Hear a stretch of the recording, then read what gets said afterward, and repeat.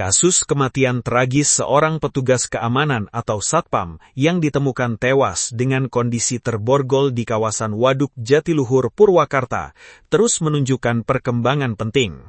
Peristiwa memilukan yang sempat menggegarkan warga sekitar dan tumpah di media sosial ini menyita perhatian publik karena diselimuti berbagai teka-teki serta kejanggalan di awal penemuannya. Seiring berjalannya waktu dan penyelidikan yang intensif dari pihak kepolisian, satu persatu fakta mulai terungkap secara terang benderang. Di samping penanganan perkara hukum yang terus berjalan, perhatian publik ini juga tertuju pada nasib keluarga serta ahli waris yang ditinggalkan oleh almarhum di tengah suasana duka yang mendalam. Salah satu poin paling krusial yang sempat memicu perdebatan dan kebingungan di tengah masyarakat adalah keberadaan sebuah status di aplikasi pesan singkat WhatsApp milik almarhum sebelum jasadnya ditemukan. Status tersebut berisi pesan yang terkesan mencurigakan dan menimbulkan spekulasi liar bahwa korban sempat mengirimkan tanda bahaya atau pesan terakhir sebelum meninggal dunia. Namun berdasarkan penelusuran serta penyelidikan mendalam oleh aparat kepolisian, terungkap kenyataan yang mengejutkan. Pihak kepolisian mengonfirmasi bahwa pembuat atau pemunggah status WhatsApp di nomor telepon almarhum tersebut ternyata bukanlah almarhum Sumarna sendiri. Gawai atau telepon seluler milik korban diketahui sempat dipegang dan dioperasikan oleh orang lain saat insiden atau rangkaian peristiwa tersebut terjadi. Temuan ini menjadi titik terang penting bagi tim penyidik untuk merangkai kronologi kejadian secara akurat dan mematahkan berbagai asumsi keliru yang berkembang pesat di tengah masyarakat. Penemuan fakta mengenai kepemilikan dan penggunaan telepon seluler korban mendorong tim penyidik kepolisian untuk mendalami keterlibatan pihak-pihak yang memegang gawai tersebut. Polisi melakukan pemeriksaan maraton terhadap sejumlah saksi kunci yang berada di sekitar lokasi kejadian maupun orang-orang terdekat korban. Petugas berupaya mencocokkan jejak digital, waktu unggahan status, hingga posisi keberadaan ponsel saat pesan itu dipublikasikan. Langkah ini dilakukan guna memastikan apakah unggahan status tersebut memiliki keterkaitan langsung dengan tindak kejahatan atau sekadar tindakan tanpa niat tertentu dari pemegang ponsel. Kepolisian menegaskan komitmennya untuk terus mengusut tuntas motif utama serta penyebab pasti dari kematian korban yang ditemukan dalam kondisi memprihatinkan dengan tangan terborgol di perairan Waduk Jatiluhur.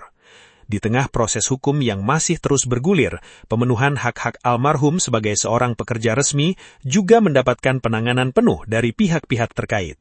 Sebagai bentuk tanggung jawab perlindungan sosial ketenagakerjaan, BPJS Ketenagakerjaan menyerahkan santunan duka secara resmi kepada keluarga serta ahli waris almarhum Sumarna. Total nominal santunan yang diserahkan kepada pihak keluarga mencapai angka 418 juta rupiah. Jumlah tersebut mencakup berbagai hak almarhum, seperti santunan jaminan kecelakaan kerja atau jaminan kematian, tabungan jaminan hari tua, serta manfaat beasiswa pendidikan bagi anak almarhum yang ditinggalkan. Penyerahan santunan ini dilakukan secara simbolis oleh perwakilan pejabat BPJS Ketenagakerjaan bersama jajaran instansi terkait di wilayah Kabupaten Purwakarta dengan disaksikan oleh pihak keluarga terdekat. Bantuan dana santunan bernilai ratusan juta rupiah tersebut diharapkan mampu memberikan ketahanan ekonomi bagi keluarga almarhum yang mendadak kehilangan sosok tulang punggung utama. Pihak keluarga menyampaikan rasa terima kasih dan apresiasi atas kepedulian serta respon cepat dari BPJS Ketenagakerjaan dan perusahaan tempat almarhum bekerja. Meskipun santunan materi tidak akan pernah bisa menggantikan kehadiran almarhum Sumarna di tengah-tengah keluarga, setidaknya dana tersebut dapat membantu meringankan beban finansial, melunasi kewajiban, serta menjamin kelangsungan pendidikan anak-anak almarhum hingga masa depan kelak. Pihak BPJS Ketenagakerjaan juga menegaskan pentingnya kepesertaan jaminan sosial bagi seluruh pekerja, khususnya mereka yang memiliki resiko pekerjaan cukup tinggi, seperti petugas keamanan di lapangan. Perkembangan kasus ini menjadi gambaran utuh tentang bagaimana proses penegakan hukum dan pemenuhan hak-hak sosial pekerja harus berjalan beriringan. Publik kini menantikan hasil akhir dari penyelidikan kepolisian guna mengungkap secara benderang siapa pihak yang bertanggung jawab atas meninggalnya almarhum Sumarna secara tidak wajar. Masyarakat diimbau untuk tidak cepat menyebarkan asumsi atau spekulasi yang belum terverifikasi di media sosial, serta menyerahkan sepenuhnya proses pembuktian hukum kepada aparat penyidik yang berwenang.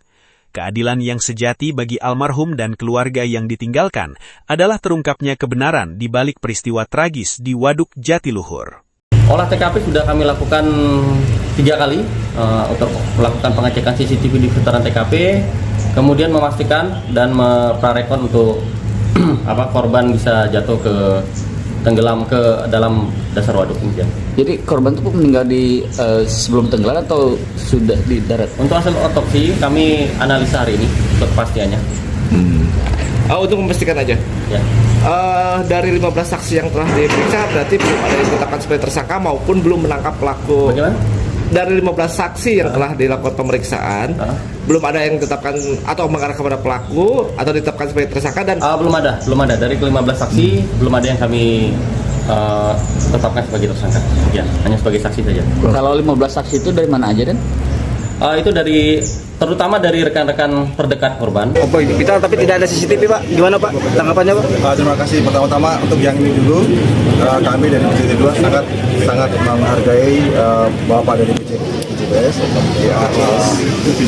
BPJS bahwa pada hari ini sudah dilaksanakan pemberian BPJS sebesar 415 juta yang diberikan pada keluarga. Itu suatu hal yang sangat kami hargai sekali.